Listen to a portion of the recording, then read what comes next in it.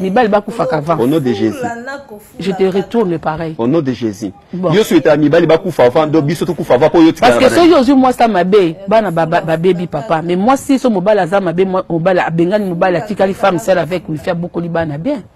Na logique pena entre yo na madame na so ba pona muta kufa avant. Pona intérêt bana papa o tika nani akufa avant. Yo te. Yem ta kufa avant. Ama meza bitumbe lele. Meza bitumbe. Arrêtez la musique. Arrêtez.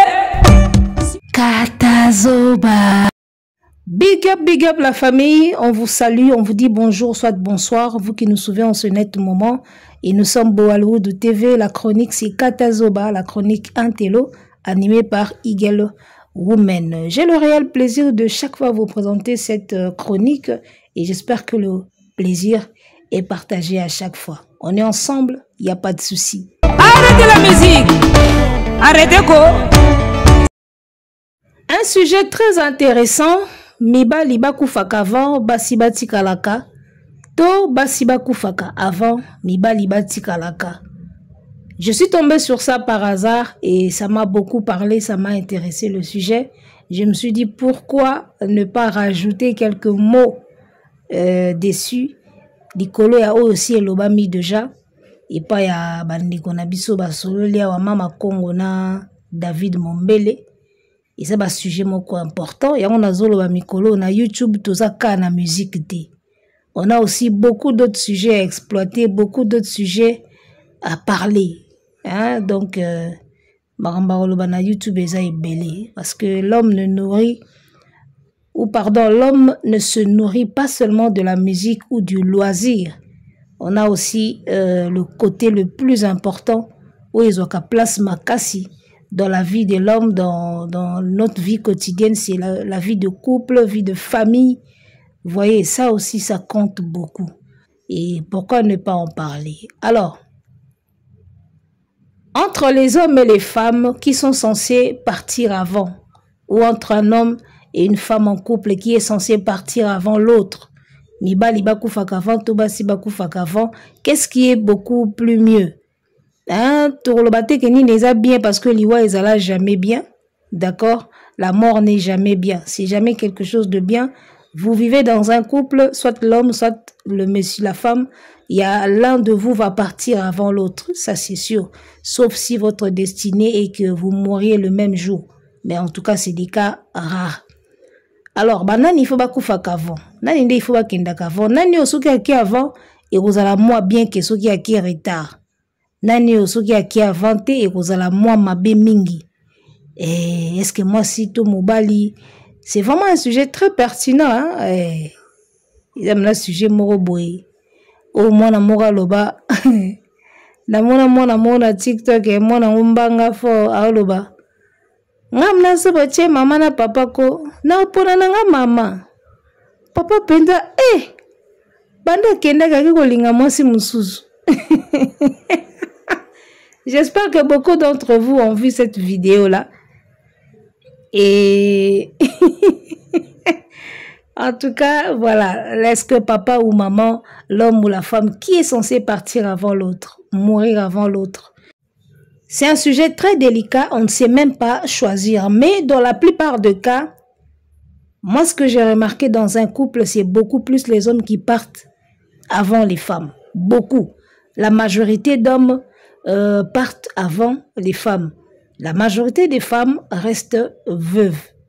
Il y a moins de veufs que de veuves dans notre société. Bon, je n'ai pas mené les études pour savoir ça, mais d'après ce que je vois, très souvent les hommes partent avant les femmes. Et il y en a qui disent que Mibali Bakoufa avant, les hommes partent avant. Pourquoi? Parce qu'ils portent le poids de la famille. Chercher l'argent, gérer les enfants, gérer la femme, gérer les deux familles, sa famille et celle de sa femme. Et tellement qu'ils vivent tellement de chocs, beaucoup de poids de la famille. Et raison pour laquelle les hommes partent avant. Bon, là, ce sont les gens qui ont dit. Moi, ce que je remarque seulement que les hommes partent avant les femmes. Alors, qu'est-ce qui est beaucoup plus mal? Qu'est-ce qui fait beaucoup plus mal? Que la femme parte avant ou que l'homme parte avant? Alors, d'après Mama Congo, Le mama Congo auti koloba awa ya sepelaka mibali bakufa avant. Pour moi si soka tikali a gérer bana bien. En tout cas ça et c'est aussi une part de vérité hein. C'est une part de vérité parce que so to lobito total même na banyama. Au mona soso mobali etambola na bana te.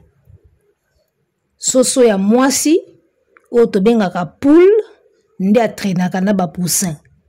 Un coq ne traîne jamais avec les poussins. Yesoka sa pesi maki et sili. Apesi ka maki sili akiko doda na eba loso na ekuna.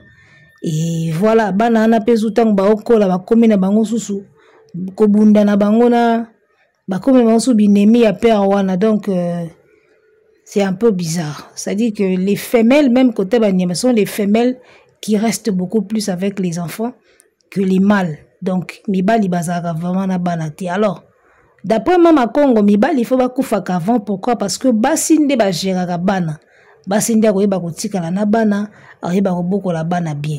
Alors que ceux qui mwasi akufi avant et que mobali atikali akolingazwa mwasi mususu. Tango akoza mwasi mususu, mwasi wana ko benda bana matoi, ko beta ka fimbu, ko pimela bango biloko kolia, ko tinda ka bango na nko, moi maltraitance ezalaka moi mingi. En tout cas wana eza ba cas très très fréquent au tomonaka.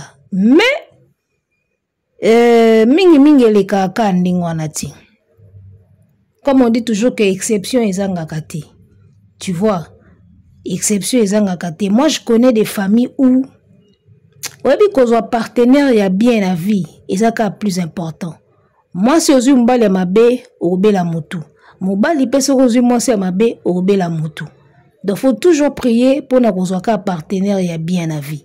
Parce que ce soit la femme, que ce soit l'homme, son mutu mabe aka mabe.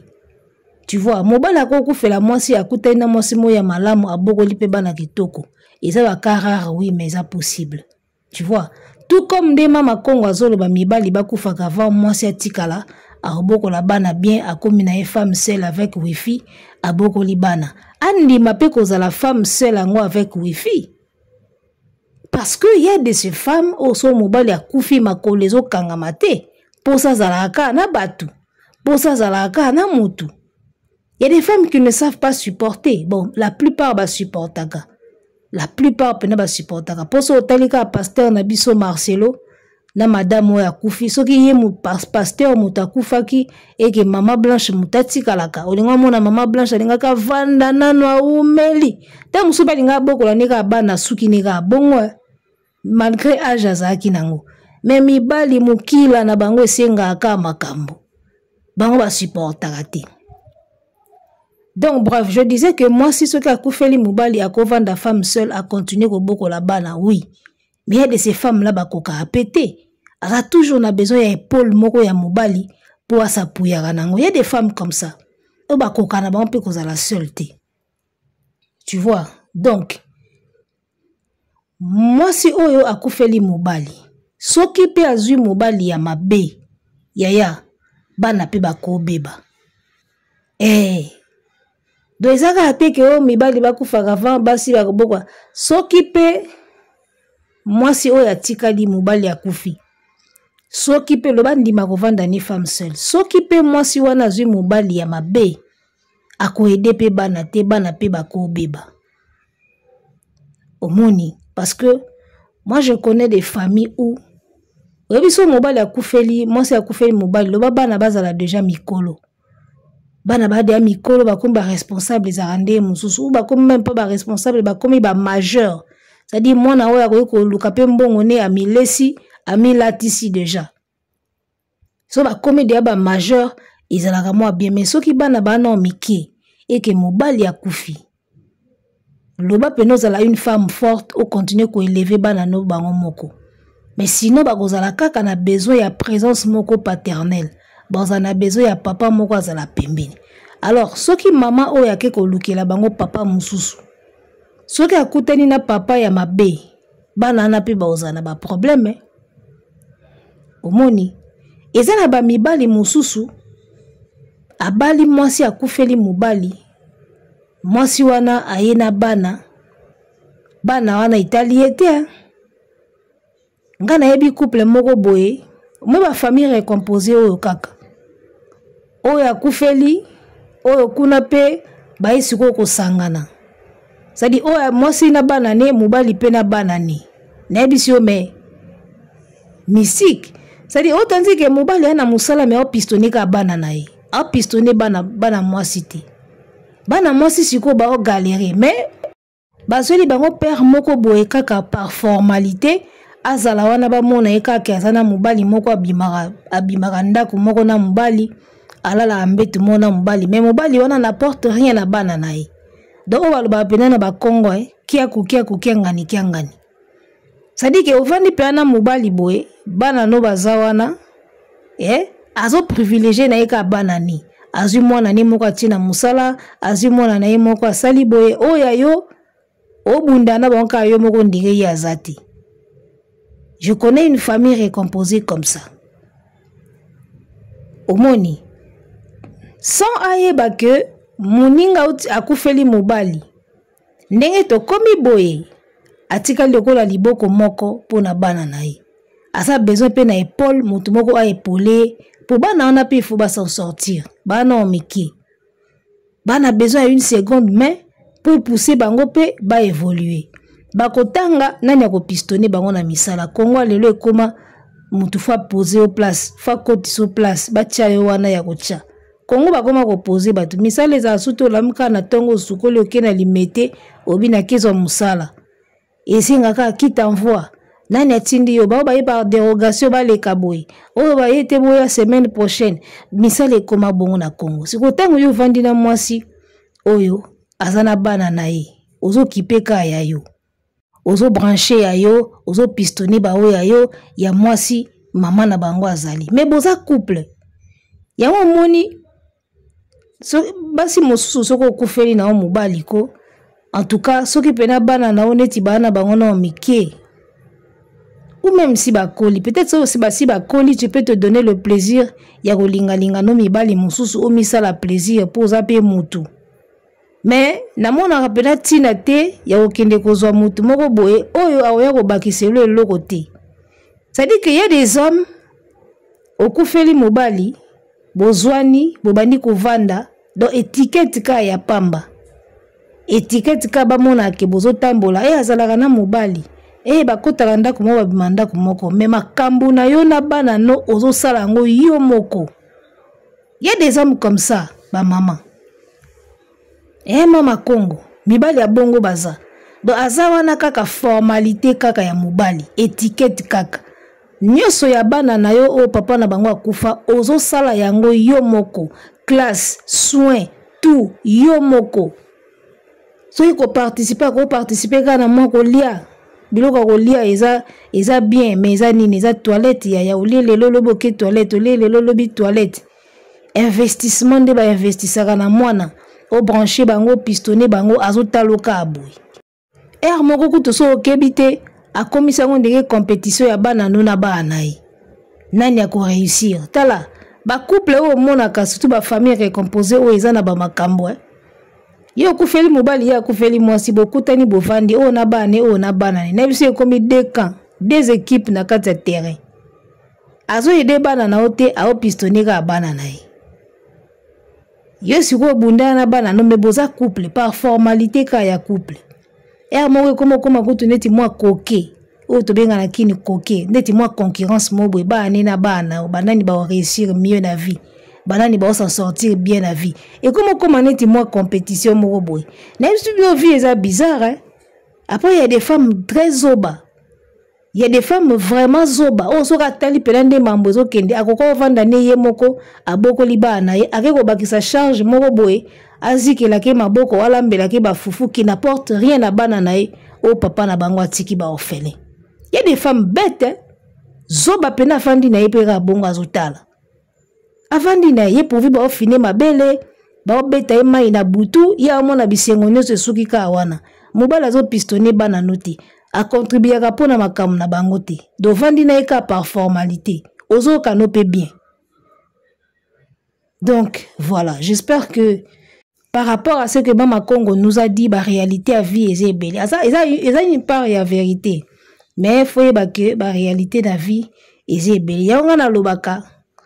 Soko botami na famille mwana papa aza papa na yo mama aza mama na yo me yeba ngo ke na mukili ndenge nzamba sala biso tobotamaka na batu tobotamaka na papa na mama parce que oya tie sperme oya tie ba ovule mwana botami eza science eza biologie nzambe mutasala ngo bongo parce que esala moyen ya création mais en réalité être humain ndinga ya na mukili être humain ya na ekaza na solitaire.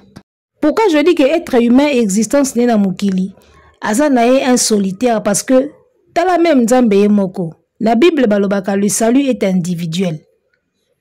Le salut est individuel. C'est-à-dire que ceux qui ont kotaka lola eza pona papa te pona mama te yo moko ne tamboli na yo. C'est-à-dire que nzamba talaka mutu ye moko ndinga otambola. Ezaka te pona ba parents pona nini. Mukolo kokufa ba okoto na cercueil ba tio na caisse ba ketika okuna na cimetière bango nyonso bazongi ba yeko mela ba yeko lia ba leli na ndako après une semaine ba bosani yo kuna yo moko. Voyez un peu ça. Par là je veux dire quoi? Soko za mwana obotami na ba parents. Kolingaka kaka te vie na yo ezalaka influencer na papa to na maman.